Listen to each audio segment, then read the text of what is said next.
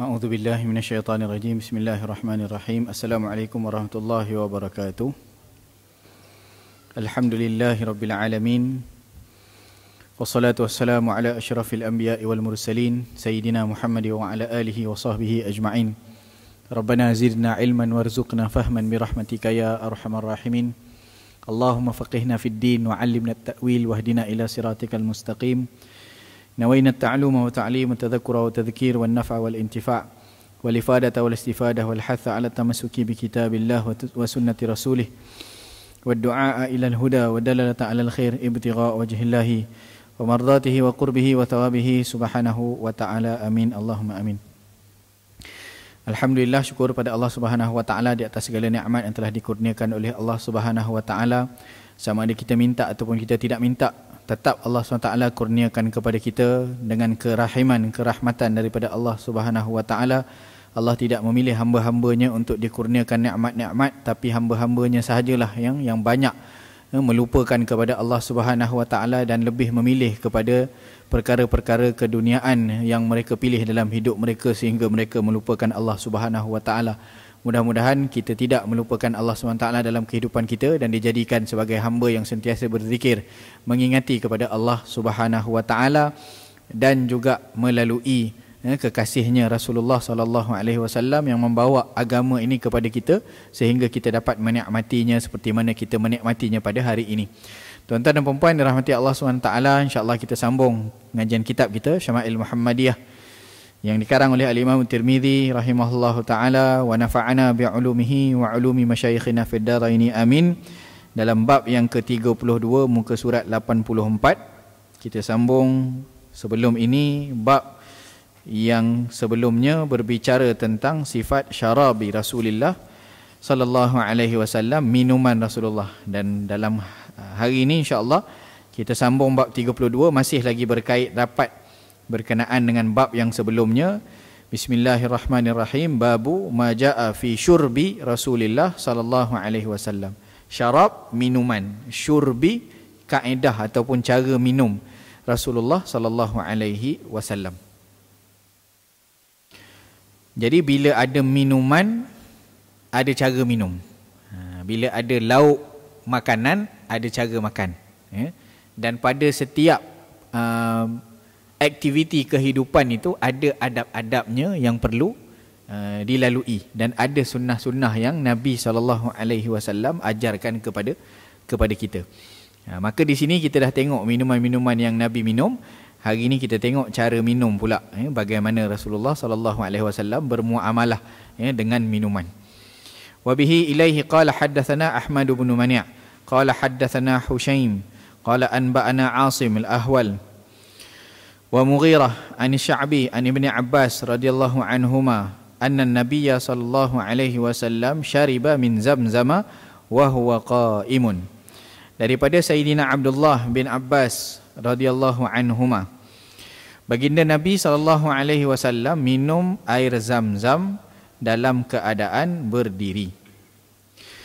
Jadi hadis ini menyatakan kepada kita bahawa Nabi SAW minum yang pertama airnya air Zam-Zam, dan dia dalam keadaan waw itu disebut, kalau kita i'rab kan, waw itu adalah wawul hal, maksudnya minum. Bukan biasa kita dengar waw ni dan kan, maksudnya dan. Waw ni banyak maksud, ada wawul atfi, wawul ataf, kalau ataf tu maksudnya dan, tapi di sini bukan wawul ataf, di sini wawul hal. Maksud wawul hal adalah maksudnya dalam keadaan. Jadi Nabi minum air Zam-Zam dalam keadaan Nabi berdiri. Al-Imam Al-Bukhari radhiyallahu anhu meletakkan hadis ini di dalam babul hajj, dalam kitabul hajj.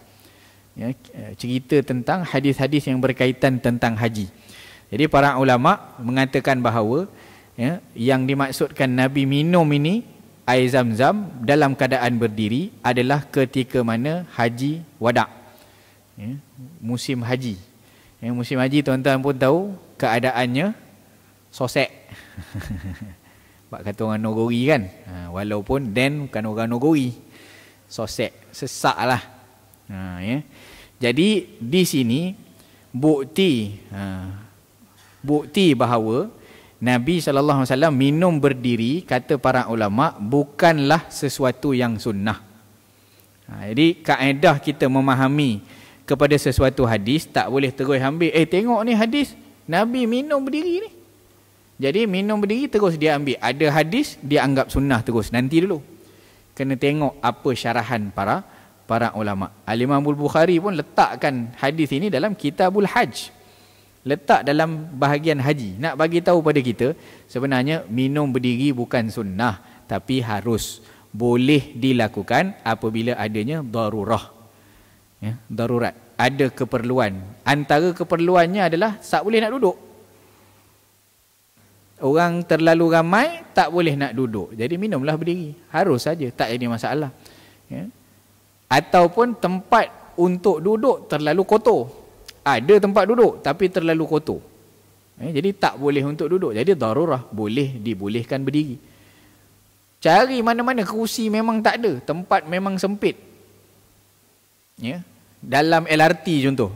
Orang penuh dalam LRT. Kursi pun semua penuh. Yang ada, kita pun haus sangat nak minum. Maka minumlah berdiri.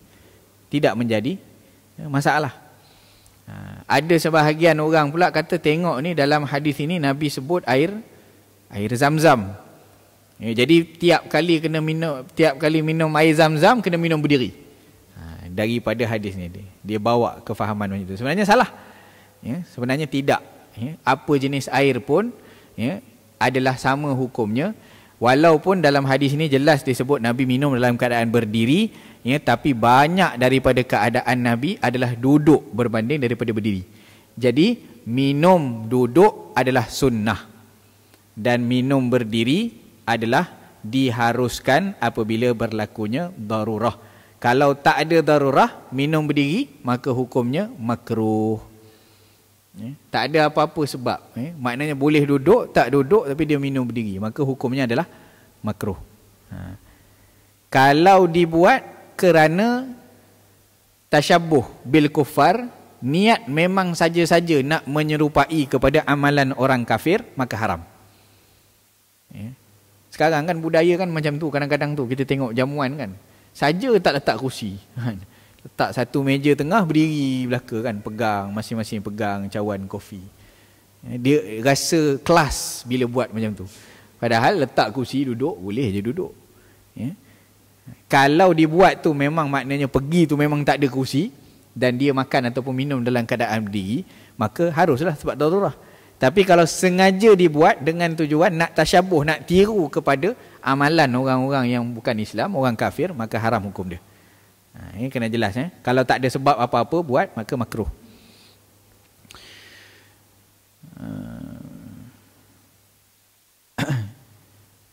Jadi di sini Nabi SAW bila hadis ini diriwayatkan oleh Sayyidina Abdullah bin Abbas radhiyallahu anhuma, wa huwa qaimun, Nabi berdiri,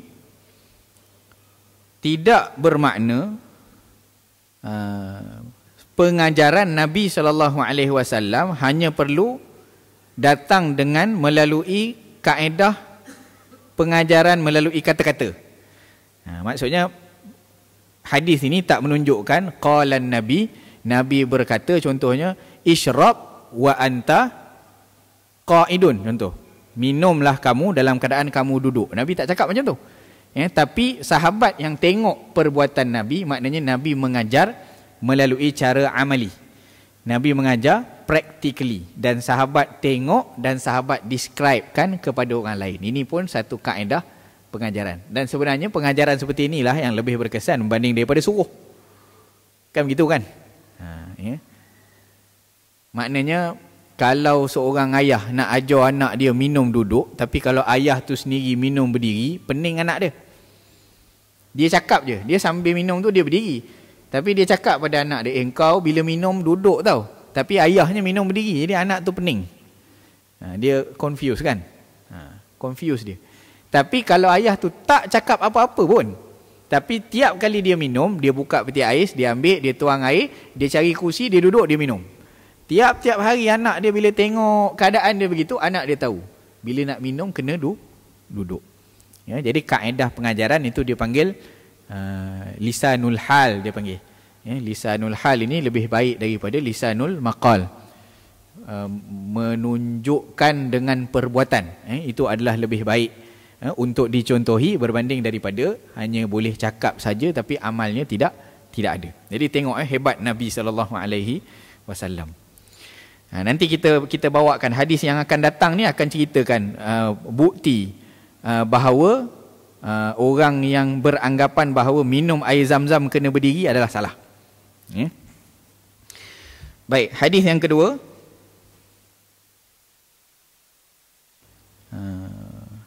Wabihi ilaihi qala haddatsana Qutaibah bin Sa'id qala haddatsana Muhammad bin Ja'far an Husain al-Muallim an Amr bin Shu'aib an abihi an jaddihi qala ra'aitu Rasulullah sallallahu alaihi wasallam yashrabu qa'iman wa qa'idan. Ini dalam hadis kedua ni didatangkan terus bukti yang kata berdiri sahaja terus diambil sebagai sunnah adalah satu yang salah. Daripada Amr bin Shu'aib, daripada ayahnya, daripada atuknya berkata, aku melihat baginda Rasulullah sallallahu alaihi wasallam minum dalam keadaan berdiri dan duduk. Dan kalau kita lihat dalam syarah-syarah hadis akan disebutkan duduknya lebih banyak daripada berdirinya. Maknanya sunnah duduk. Wabihi ilaihi qala haddatsana Ali bin Hujrin qala haddatsana Ibnu Mubarak an Asim bin Ahwal an Sya'bi an Ibni Abbas radhiyallahu anhuma qala saqaitun nabiyya sallallahu alaihi wasallam min zamzama fashariba wa huwa qa'imun. Aku tuangkan, daripada Sayyidina Abdullah bin Abbas radhiyallahu anhuma berkata, aku tuangkan air zam-zam untuk baginda Nabi sallallahu alaihi wasallam. Lalu baginda minum dalam keadaan berdiri. Jadi di sini melayani ataupun menuangkan makanan ataupun minuman, menghidangkan minuman kepada orang lain merupakan sesuatu yang dituntut dalam agama. Sayyidina Abdullah bin Abbas tuangkan air untuk Nabi dan Nabi minum. Maknanya sahabat buat untuk Nabi. Jadi kita pun samalah, bila jadi tuan rumah, layan tetamu, tuangkan airnya. Ada setengah orang kan dia tolak jak aja kan. Tolak jak dia silalah. Minumlah. Kawan tu pun ada yang jenis segan-segan. Seganlah. Tuangkan. Tuangkan. Saya ingat sekali hari tu Tuan Haji Azmi di Kayangan, dia pernah cerita macam mana dia disambut oleh orang Jepun. Bos, bukan bos dia, pekerja dia ke bos dia, saya tak ingat. Macam mana dia disambut, diberikan cawan oleh orang Jepun. Sebenarnya ini budaya Islam yang ajar dah, tuangkan ni. Tapi ternyata mereka yang buat kan. Ini cawan dia tak ada tangkai. Bila ada tangkai tu maknanya bila nak diserahkan tu dipusingkan. Mana dah lah tolong tuang. Diserahkan untuk disambut di tangan. Dia punya tangkai tu dipusing pula. Maknanya usaha sungguh-sungguh dia dalam nak ikramud duyuf, memuliakan tetamu. Dia nak nampak dia tu ada usaha. Boleh je kita hidang, letak situ. Isteri datang kan, letak teko, cawan dalam talam, letak je depan tu. Isteri yang tolong bawa, kita pun tolong suruh je. Silalah minum. Buat macam rumah sendiri. Kita pun patut jawab je, kalau aku buat macam rumah sendiri, aku masuk dapur terus. Tengok apa ada dalam peti kan. Tak payah tunggu kau hidang. Jadi sebenarnya tak adalah tetamu kena cakap macam itu kan. Tapi maknanya kita sebagai tuan rumah, kita lihat bagaimana Sayyidina Abdullah bin Abbas menghidangkan, menuangkan air untuk Rasulullah sallallahu alaihi wasallam. Jadi bila kita buat niatkan seperti mana sahabat melayan Nabi. Sebenarnya itu adalah sesuatu yang dituntut oleh agama kita. Sunnah para sahabat juga adalah sunnahnya Nabi sallallahu alaihi wasallam. Jadi apa namanya? Hidangkan, tuangkan kepada orang lain. Tak pernah nampak lah tuan-tuan. Saya sendiri pun hidang kat orang tak pernah lah kita pusingkan dia punya pemegang tu kan. Masya Allah. Maknanya kalau kira kan adat ataupun adab, Mereka tu dah amalkan adab Islam lah. Cuma akidahnya saja yang tak ada. Akhlaknya ada pada mereka, tapi akidahnya tidak ada lah.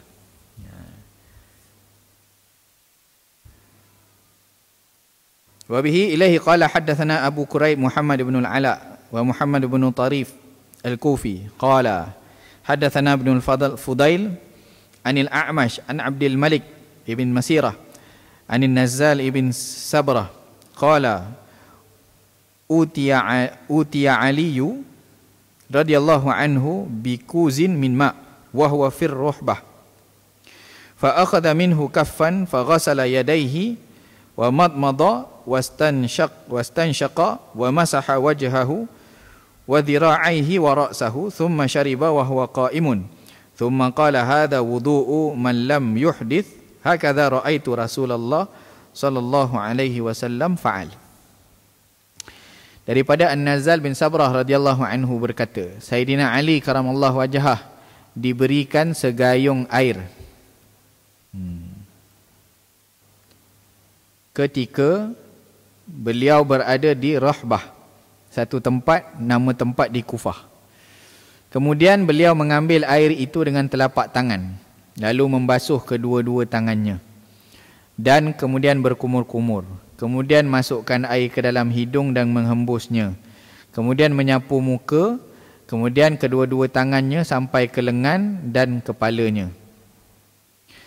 Kemudian beliau minum daripada air baki itu dalam keadaan berdiri. Lalu beliau berkata, inilah wuduk bagi sesiapa yang tidak berhadas. Dan beginilah aku melihat baginda Rasulullah sallallahu alaihi wasallam melakukannya. Baik. Jadi diberi segayung air. Dia Sayyidina Ali karamallahu wajhah buat macam nak ambil wuduk. Cuma kaki tak basuh. Tak ada dalam riwayat ni basuh kaki kan. Diberikan air, basuh muka, basuh tangan, basuh kepala, dan ada baki diminum. Ada baki diminum. Jadi kalau kita tengok pada nas hadis ini, thumma syariba wa huwa qa'imun, sama juga nasnya, kemudian dia minum dalam keadaan dia berdiri. Baik. Kenapa Imam Tirmizi rahimahullahu taala bawa hadis ini? Untuk buktikan salahnya faham orang yang kata air Zam-Zam kena minum berdiri. Sebab di sini tak sebut Zam-Zam. Air dalam gayung dia guna untuk wuduk, sebenarnya bukan wuduk. Kalau tengok dalam nota kaki tu ada tulis kan, wuduk yang dimaksudkan adalah maknanya mungkin maknanya sekadar nak basuh, nak memperbaharui wuduk. Makna wuduk dah sedia ada dah. Jadi nak bagi basah sikit, tajdid wuduk dia panggil. Yang mungkin nanti waktu dekat-dekat nak semayang, dia tinggal basuh kaki saja lagi. Sebab kalau tidak mualat, tak ada masalah wuduk ni. Kita ambil wuduk dekat rumah kan, basuh muka, basuh tangan, sapu sikit, basuh kepala, kemudian kaki dekat masjid. Kita jalan, kaki dekat masjid. Cuma tak dapat pahala mualat dia panggil. Mualat ni kalau betul, maksud mualat adalah belum kering anggota yang basah tu, kita dah basahkan anggota berikutnya. Itu pun dapat pahala dalam wuduk. Tapi tartib memang kena tartib. Wuduk tak boleh lompat-lompat. Kaki dulu baru kepala memang tak boleh lah. Dia ikut tartib tu, tapi dia tak mualat. Maknanya dia basuh sampai ke las kepala, kaki dia tak basuh kan. Jadi bila dia jalan ke masjid, semua anggota tu dah kering. Tapi akhirnya dia basuh juga kaki. Itu dia tak dapat pahala mualat. Mualat tu saja. Maknanya mualat ni berturut-turut. Dia tak ada letak gap yang panjang di antara rukun-rukun wuduk. Tapi diasingkan tak apa. Daripada rumah basuh muka je, on the way dia pergi Petropam isi minyak, dia basuh tangan pula. Tapi kena niat wuduk lah. Setiap kali buat tu niat wuduk lah. Kalau basuh tangan dengan niat basuh tangan untuk bersihkan kotor, tak jadi. Niat wuduk lah, basuh tangan kan. Lepas tu on the way singgah kedai, singgah pergi kat singki kedai makan, basuh kepala pula. Sampai kat masjid dia basuh kaki, dia masuk semayang. Boleh. Tapi setiap kali tu kering, lagi jauh lah pahala mualat dia. Jadi yang sebaik-baiknya adalah direct terus. Direct terus. Jadi di sini mungkin sahaja maknanya basuhan ringan sahaja. Dan itulah yang dimaksudkan dengan hadza wudu'u man lam yuhdith. Ini adalah wuduknya orang yang tidak berhadas. Kalau wuduk orangnya berhadas, maknanya wuduk yang betul-betul macam kita wuduk lah. Tapi sebab sini mungkin basuhan ringan, nak bagi segarkan badan, muka basuh tangan sikit saja dengan air, dan baki air itu diminum. Dan sinilah bukti bahawa maknanya bukan air zam-zam saja yang orang boleh minum berdiri, apa saja air pun kawaid ataupun kaedah dia adalah kalau darurat diperlukan maka harus, kalau tidak maka sunnah untuk duduk. Itu simple kaedahnya.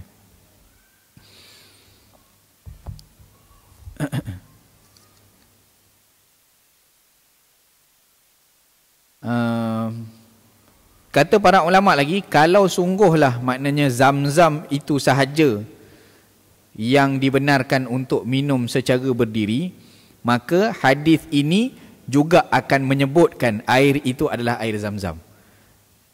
Maknanya kemuliaan dia, kalau nak bagi tahu pada orang yang air ini diberikan pengkhususan, maka tidak akan ada hadis yang tidak akan menyebutkan kepada perkara tersebut.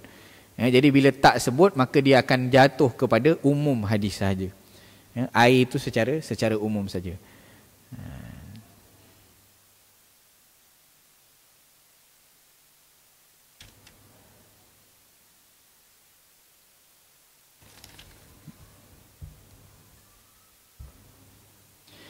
Hadis yang berikutnya, wabihi ilahi qala haddatsana Qutaibah bin Sa'id wa Yusuf ibn Hammad qala haddatsana Abdul Warith ibn Sa'id an Abi Asim an Anas ibn Malik radhiyallahu anhu anna an-nabiy sallallahu alaihi wasallam kana yatanaffasu fil ina'i thalathan idza shariba wa yaqulu huwa amra'u wa arwa.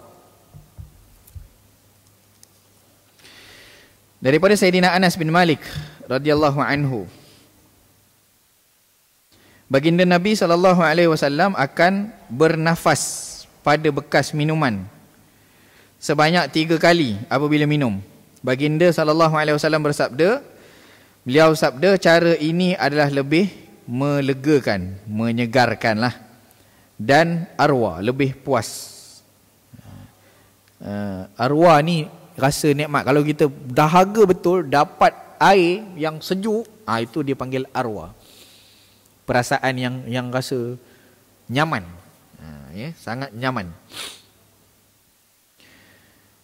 Jadi dalam hadis ini disebutkan Nabi SAW bernafas 3 kali.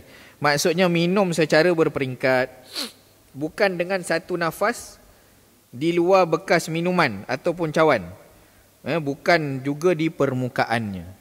Maksudnya minum bukan seteguk gluk gluk gluk gluk gluk gluk gluk, gluk terus macam tu. Jadi Nabi minum sebab apa? Biasa banyak orang tersedak air. Memanglah dahaga. Kalau dahaga tu memang kita ambil gluk gluk gluk gluk gluk gluk. Tapi ada orang sampai tersedak.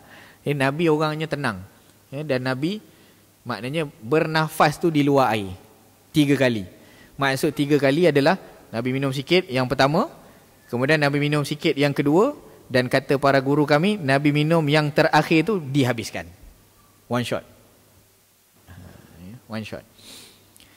Jadi bagi dia ruang lah, maknanya kita ni taklah sebab nafas tu waktu minum nak bernafas lagi. Jadi itu yang jadi tersedak tu. Jadi minum.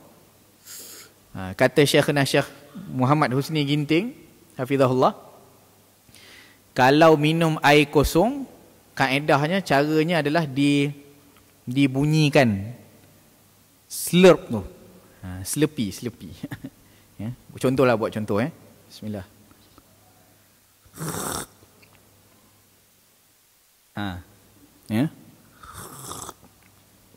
Dua.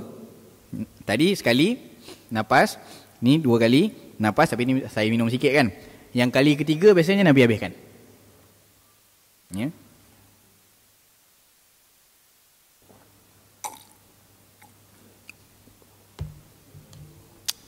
Dia slurp kalau air kosong. Kalau air susu diminum biasa. Dan ini warid daripada satu hadis sahih juga kalau disebut Syekh Husni sebut ada hadis musalsal daripada Syekh Husni Tamrin yang menyebutkan tentang hadis ini. Musalsal, minum air dengan bunyi slup tu. Dan untuk susu, minum dalam keadaan biasa. Dia boleh lah. Kalau minum air masak, tu minum air putih kan. Minum tu dia buatkan sikit bunyi itulah. Dan bila Nabi SAW sebutkan Nabi bernafas pada bekas itu, maknanya 3 kali di luar bekas lah. Dan Nabi sebut macam ni baru lebih lega. Macam ni baru lebih puas. Macam mana nak bagi contoh? Contoh, sebab keselesaan pada bila minum ni, hembus tu, dia ada hembusan, maka itu akan menyebabkan orang lebih selesa. Macam orang isap okok lah. Orang isap okok. Orang isap okok mana? Orang isap sebatang terus kan? Kan dia isap, ada tak orang? Biasanya ada lah. Yang isap sebatang terus tu, yang kantoi rokok kat asrama, budak-budak kan. Cikgu disiplin denda, rokok engkau ni kau habiskan sebatang, one shot. Sebab saya pernah tengok kawan kena denda macam tu. Merah-merah muka kawan tu. Kena tarik sebatang tu, jangan hembus. Jangan hembus. Merah-merah muka dia. Silap kami tengok tu, kot telinga keluar. Rokok tu jadi nikmat bila isap sikit, sembuh kan. Sama dengan air. Air tu tak jadi nikmat dia kalau gluk gluk gluk gluk gluk gluk gluk. Dia jadi nikmat bila macam tu lah. Ada masuk, ada lepaskan nafas. Ada air masuk, ada lepaskan nafas dia. Bukan nak suruh isap rokok ni. Comparison dia.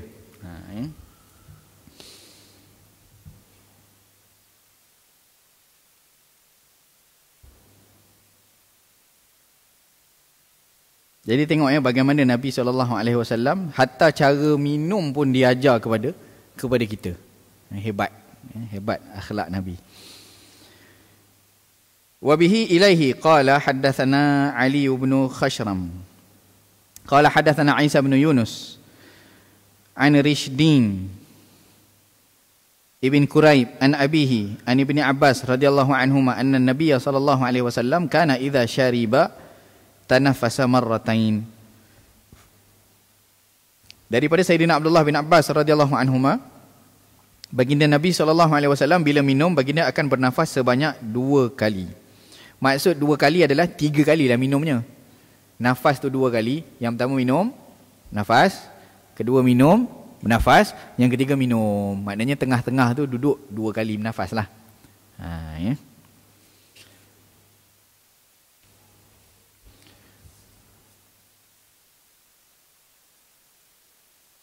Wabihi ilai qala hadatsana ibnu Abi Umar qala hadatsana Sufyan an Yazid ibn Jabir an Abdurrahman ibn Abi Amrata an jaddatihi Kabsyata qalat dakhala alayya Nabi sallallahu alaihi wasallam fashariba min fi qirbatin mu'allaqatin qa'iman faqumtu ila fiha faqata'tuhu.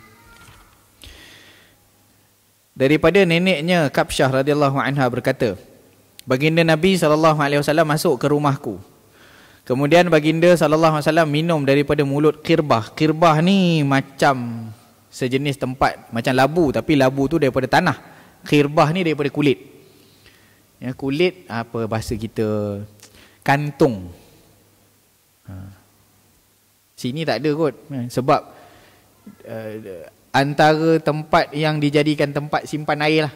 Kulit tu dijahit, kemudian dijadikan satu kantung, tempat minum. Dan biasanya digantung.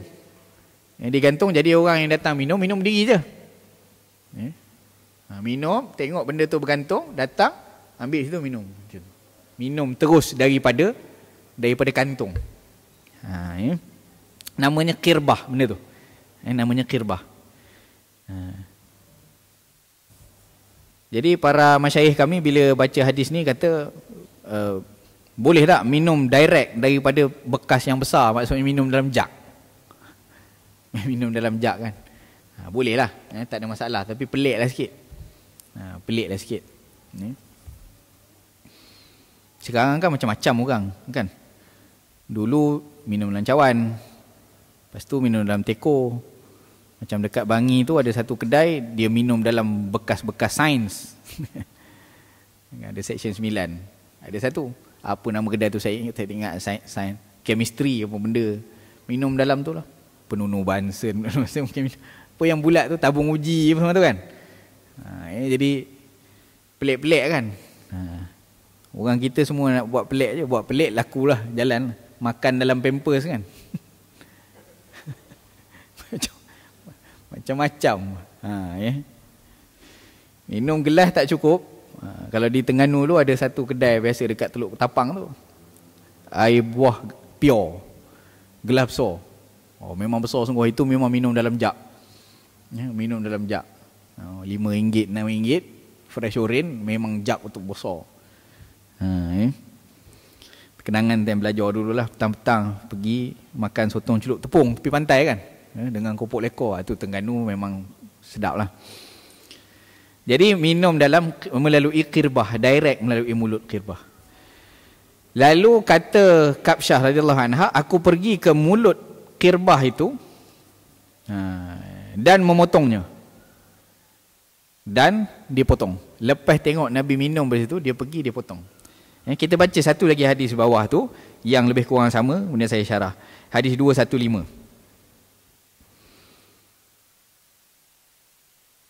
Wa bihi ilahi qala hadatsana Abdullah bin Abdul Rahman qala akhbarana Abu Asim an ibni Juraij an Abdul Karim anil Bara' bin Zaid ibnati Anas bin Malik an Anas bin Malik radhiyallahu anhu anna Nabiy sallallahu alaihi wasallam dakhala ala Ummi Sulaim. Tadi Kabsyah ni Ummi Sulaim pula. Wa qirbatun mu'allaqah, ada satu qirbah yang tergantung juga.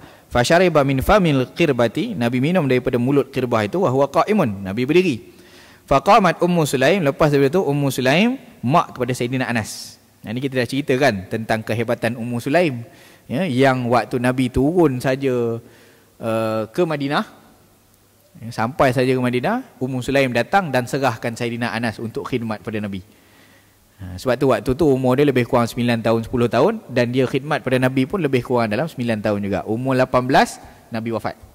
Sayyidina Anas umur 18 Nabi wafat. Remaja sangat lagi. Dan umur Sayyidina Anas pun lebih 100 tahun. Maknanya 80 tahun lebih lagi dia mengajar ilmu daripada Nabi SAW. Itu barakah daripada mak Sayyidina Anas, Ummu Sulaim ni lah. Kita tengok apa yang dibuat oleh Ummu Sulaim. Dan dalam hadis yang atas tadi, apa namanya, Sayyidatina Kabsyah tadi, bila Nabi datang ke rumah mereka, Nabi minum daripada kirbah itu. Lepas itu dua-dua orang ni buat benda yang sama, iaitu apa? Pergi pada kirbah tu dipotong. Potong. Sebab apa? Sebab kirbah itu dah terkena kepada barakah mulut Nabi SAW. Setiap perkara yang pernah disentuh oleh Nabi, mereka kejar. Para sahabat kejar. Banyak riwayat kan, ada sahabat yang Nabi doakan dia, waktu Nabi doakan dia, Nabi pegang ubun-ubun dia. Nabi pegang ubun-ubun depan ni. Dan sahabat tu sampai dia tua, rambut yang tempat yang pernah dipegang oleh Nabi tu tak putih-putih, yang lain semua putih belaka, uban. Situ je hitam. Barakah perkara yang pernah disentuh oleh Nabi SAW. Jadi apa yang dibuat oleh kedua-dua orang ni dipanggil antaranya dalil hadis ini, jadi dalil keharusan tabarruk bi atharin Nabi SAW. Bertabarruk, ambil berkat, potong. Sebenarnya kalau tengok dalam kitab Syifa' Qadi Iyad, sangat banyak kisah sahabat bertabarruk. Kan? Imam Ahmad, contoh Imam Ahmad Ibn Hanbal radhiyallahu anhu, sama juga, dia simpan helaian rambut Nabi. Selalu dia keluarkan dan letakkan pada mata dia. Rambut Nabi dia letak pada mata dia. Sayyidina Osman sama juga, ada simpan kuku Nabi. Dia pesan waktu wafat letakkan di bibir. Letakkan di bibir, nak tabarruk, ambil berkat dengan asar Nabi.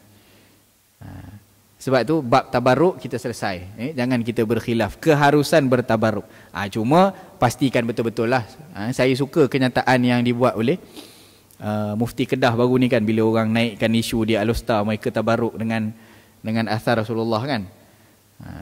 Kalau memang dapat dipastikan bahawa asar itu adalah asar yang sahih, maka diperbolehkan untuk tabarruk. Kalau sekadar replika, maka dia sia-sia lah. Pedang contoh kan, replika pedang. Kalau replika saja dicium-cium macam tu, maknanya tak adalah, tak ada apa-apa daripada perkara tersebut lah. Tapi kalau dia dengan kita melihatnya boleh tambah kecintaan kita pada Nabi, maknanya jangan buat secara melampau lah. Kadang-kadang orang sekarang pun benda sikit je naik jadi fitnah macam-macam. Jadi makna kalau pun orang melakukan sesuatu tu atas sebab cinta, better jangan rakam-rakam lah. Rakam ni jadi pening. Yang kadang-kadang jadi fitnah, yang nak menjawabnya pula lagi pening. Orang awam pula sekarang ni cepat aja khurafatkan orang. Berlaku je sesuatu yang pelik sikit yang dia tak tahu, kafir, syirik, khurafat. Sabar dulu. Tengok dulu perbahasan ulama. Ini dalil dua ni. Apa yang dia buat? Nabi minum pergi potong. Potong tu buat apa? Simpan tu. Sebab pernah kena mulut Nabi SAW, mulut yang penuh dengan berkat. Mereka kejar. Ummu Sulaim ataupun Ummu Aiman. Sama juga, Nabi tidur, peluh Nabi. Tengah tidur dikikis peluh Nabi. Ambil kayu, kikis. Nabi terjaga. Nabi tanya, kau nak buat apa ni? Aku nak simpan untuk keturunan aku, anak-anak aku. Sebab peluh Nabi lebih wangi daripada kasturi. Dia simpan peluh Nabi buat perfume. Macam kita ambil botol perfume kan. Cuba ambil, pergi kat isteri kita tengah tidur, baru lepas sapu sampah penat kan. Ambil, kikir peluh dia, terjaga. Awak buat apa ni? Saya nak buat perfume. Awak gila. Tak ada, kita tak ada macam Nabi. Nanti kita tengok, bab selepas ni bab perfume, ta'atur. Bab perfume. Jadi para sahabat memang mereka ambil barakah dengan asar Nabi SAW. Okey, jadi minum dalam bekas besar tak ada masalah lah sebenarnya. Tapi dia bukan sunnah lah. Sama juga. Jangan anggap dia sesuatu yang sunnah. Tapi tidaklah haram, maknanya begitu. Tak haram. Orang pelik lah sikit minum dalam jug kan. Kita ambil langkau sikit ke atas tadi balik hadis yang kita tinggalkan tu. Bihi ilaihi qala hadatsana Muhammad bin Bashar qala hadatsana Abdul Rahman bin Mahdi qala hadatsana Azratu ibn Thabit al-Ansari an Thumamah ibn Abdullah qala kana Anas ibn Malik radhiyallahu anhu yatanaffasu fil ina'i thalathan wa za'ama Anasun anna Nabiy sallallahu alaihi wasallam kana yatanaffasu fil ina'i thalathan. Masya-Allah. Ini kita tengok maknanya kesungguhan para sahabat dalam mengikuti ittiba' kepada Rasulullah sallallahu alaihi wasallam. Daripada Sayyidina Thumamah bin Abdullah radhiyallahu anhu kata, Sayyidina Anas bin Malik bernafas pada bekas minuman sebanyak 3 kali. Jadi Sayyidina Anas mendakwa bahawa Nabi sallallahu alaihi wasallam pun bernafas pada bekas minuman sebanyak 3 kali. Maknanya apa? Maknanya tadi ada riwayat kata 2 kali. 2 kali tu maknanya tak kira yang dah lepas minum yang terakhir. Tengah-tengah tu 2. Kalau disebut 3, maknanya kira sekali hak yang lepas nafas yang, maknanya lepas minum yang terakhir tu. Dikira 3. Jadi sebenarnya tak bercanggah lah pun. Hadis-hadis tu. Dan kita tengok Sayyidina Anas buat. Bila Sayyidina Anas buat, terus maknanya dia bagi tahu. Sebab Sayyidina Thumamah, Anas buat 3 kali dan dia dakwa, aku buat ni tahu sebab apa? Aku buat ni tak lain sebab Nabi buat 3 kali. Jadi dia ittiba', ikut kepada Nabi sallallahu alaihi wasallam. So insya-Allah hadis yang terakhir kita habiskan. Wabihi ilaihi qala haddatsana Ahmad bin Nasrin An-Naisaburi qala anba'ana Ishaq ibn Muhammad Al-Farwi qala haddatsatna Abidah bintu Nail an Aisyah binti Sa'din ibni Abi Waqqas an abiha anna Nabiy sallallahu alaihi wasallam kana yashrabu qa'iman qala Abu Isa wa qala ba'duhum Ubaidatu bintu Nabilin. Daripada Sayyidina Sa'ad bin Abi Waqqas radhiyallahu anhu, Nabi SAW minum dalam keadaan berdiri dan berkata Abu Isa, yakni Imam Tirmizi sendiri pengarang kitab ini, sebahagian mereka muhaddithin ataupun ashab Asma'ur Rijal berkata Ubaidah binti Nabil. Jadi dalam atas tu sebahagian riwayat kata namanya Nail, sebahagian riwayat kata nabil. Ini adalah tanda amanah kepada ilmu. Bila berlaku sedikit syak walaupun pada satu huruf, beza antara nail dan nabil, mereka tetap menukilkan kedua-dua riwayat sebagai amanah kepada ilmu. Tak main agak-agak je lah, agak-agak ambil satu je lah, yang lain tu campak tepi. Tidak akan berlaku pada para muhaddithin. Mereka sangat detail dalam bab penamaan, sebab ini adalah amanah mereka kepada hadis Nabi SAW. Jadi habis bab ini, insya-Allah kita sambung bab yang berikutnya 33, babu ma jaa fi ta'atturi Rasulillah sallallahu alaihi wasallam. Wallahu taala a'la wa a'lam. Sallallahu alaihi sayyidina Muhammad wa ala alihi wa sahbihi wa baraka wasallam. Assalamualaikum warahmatullahi wabarakatuh.